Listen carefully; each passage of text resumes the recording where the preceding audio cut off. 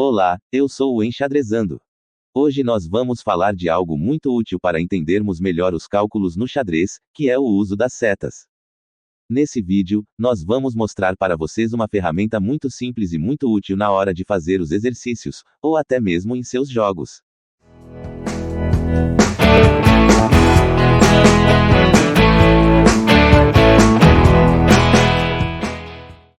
Essa ferramenta está disponível tanto no chess.com, quanto no lichess.org. Ela é acionada quando você segura o botão direito do mouse, e arrasta para onde você quiser. No chess.com, se você segurar o botão direito do mouse, e arrastar para uma casa simulando o movimento do cavalo, a seta mostrará o famoso movimento em L, característico do movimento de cavalo. Ainda sobre o chess.com, você tem a possibilidade de trocar as cores das setas. Para isso basta você segurar o botão direito e arrastar para onde você quiser, mas, antes de soltar o botão direito, você pode apertar a tecla Shift para deixar a seta verde.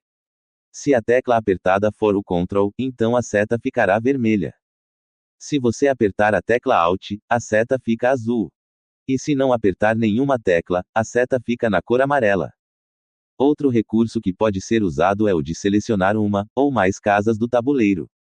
Também nas mesmas 4 cores, porém com algumas diferenças.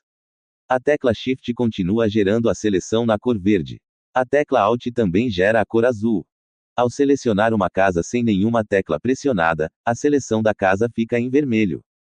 E a cor da seleção da casa em amarelo, você vai conseguir apertando a tecla Ctrl.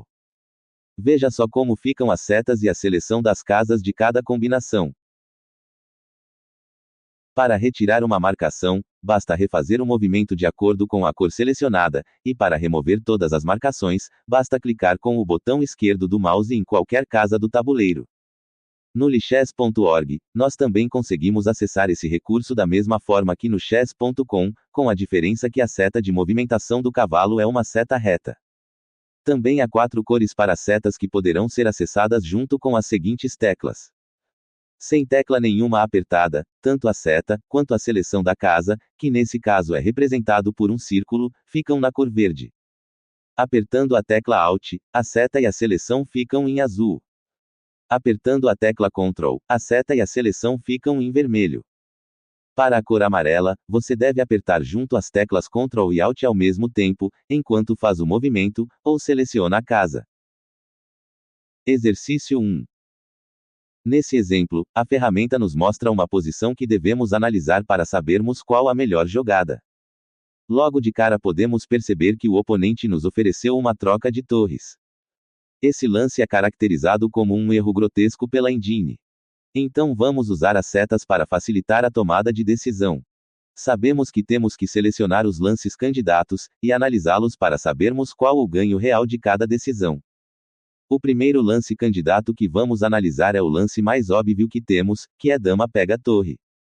O primeiro lance que pensamos que o oponente vai fazer é capturar a nossa torre, mas vamos aprofundar um pouco mais, para sabermos se é isso mesmo que vai acontecer. Dama captura torre. Depois desse lance, temos um cheque no fundo, mas o rei vai para a casa de segurança, e perderemos um peão. Vamos analisar outros lances candidatos. Já sabemos que no cheque com a dama, ou com a torre, o rei vai para a casa de segurança. Perceba que, se dermos o cheque com a torre do adversário vai ficar sem proteção. Se jogarmos a dama dando cheque na diagonal, a dama do oponente fica sem proteção. Mas ele ainda pode cobrir o cheque com a dama, e teremos que trocá-las. Vamos ver agora qual a melhor opção.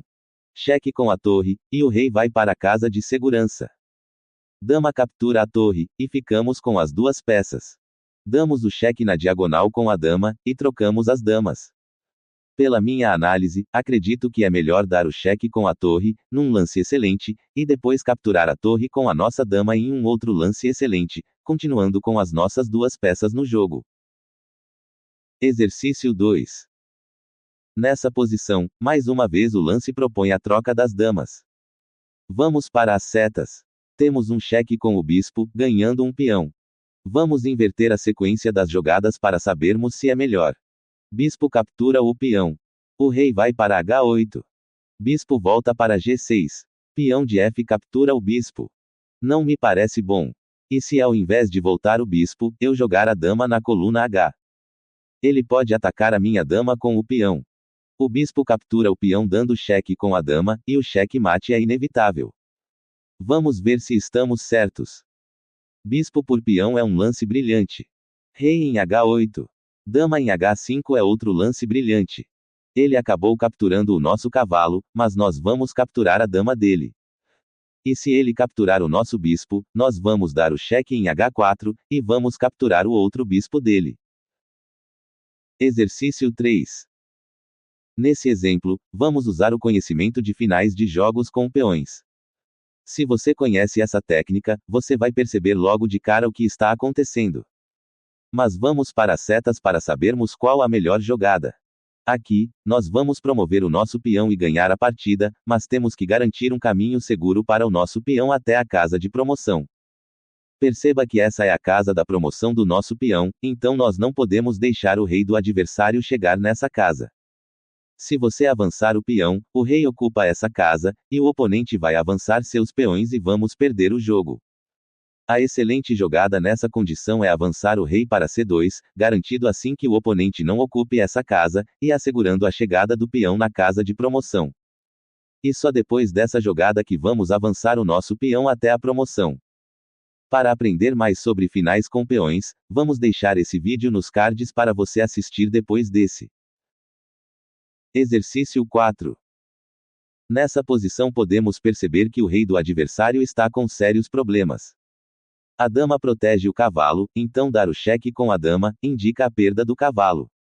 O rei vai ter que capturar o cavalo, e vamos ter um cheque duplo capturando a dama. Porém, a dama pode capturar o teu peão forçando a troca das damas. Mas vamos ver se não há algo melhor para fazermos. Cavalo dá o cheque. O rei tem 3 opções. Se rei em H2, dama em G1, cheque mate. Se rei em G4, dama em F4, cheque mate. Se rei em G2, dama em G1, cheque mate. Acho que não há muito que analisar. Exercício resolvido com 2 lances excelentes. O primeiro com cavalo em C2, e outro com dama em G1. Exercício 5. Posição complicada. Vamos analisar. Já logo de cara podemos analisar esse cheque com o bispo. Se o bispo protege, temos um cheque mate com a dama. Se a torre cobre, ganhamos uma torre por um bispo. Se a dama captura o bispo, teremos um duplo com o cavalo. Algo que eu percebi depois de iniciar a minha análise é que, se jogarmos o bispo nessa diagonal, o cavalo vai capturá-lo. Então descarte essa jogada. Vamos ver o cavalo em H3. Peão toma. Bispo toma bispo. Peão toma bispo. Dama toma peão. Dama cobre o cheque. Ficou muito confuso, e eu não sei se vale a pena continuar. Vamos voltar ao lance do cavalo, porque a solução é bem mais simples do que parece. Com o cheque com o cavalo, você dá um descoberto, e você vai poder capturar a dama do oponente.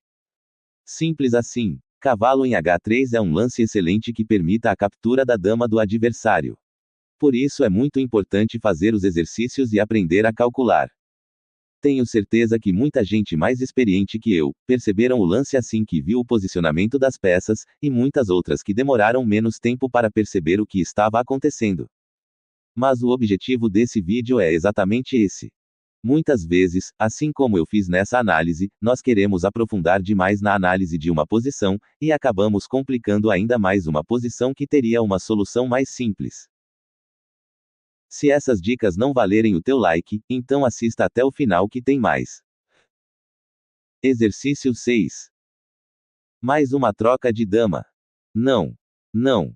Não. Interessante. Vamos analisar bispo captura bispo.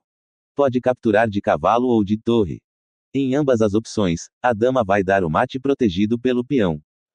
Vamos ver se está certo.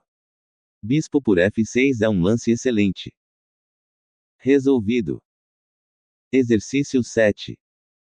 Nessa posição, nossa dama não está direcionada para o ataque, e o rei do adversário está protegido no canto. A nossa torre está na 7ª fileira, o que é bom para o nosso posicionamento. O bispo está pronto para dar um cheque, e temos a proteção do cavalo. Primeira coisa que devemos levar em consideração nesse caso é que, há 2 atacantes em cima do peão, e há 2 defensores para esse peão. Nesse caso de peças iguais atacando e defendendo um peão, sempre quem está defendendo vai levar vantagem. Vamos ver como isso acontece na prática. Bispo por peão, cheque. Bispo por bispo. Cavalo por bispo. Torre por cavalo. Torre pode dar o cheque, mas o rei vai conseguir fugir.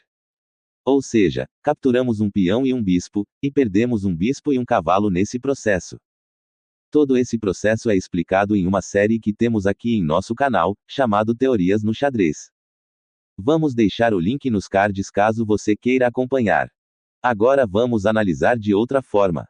A torre está atacando o bispo e defendida pela torre, porém, há outro ataque escondido nessa posição em que vamos ganhar também a torre. Nessa condição, vamos capturar o bispo e a torre, e perder apenas uma torre. Torre por bispo. Torre por torre. E bispo dando o cheque e capturando a torre na sequência.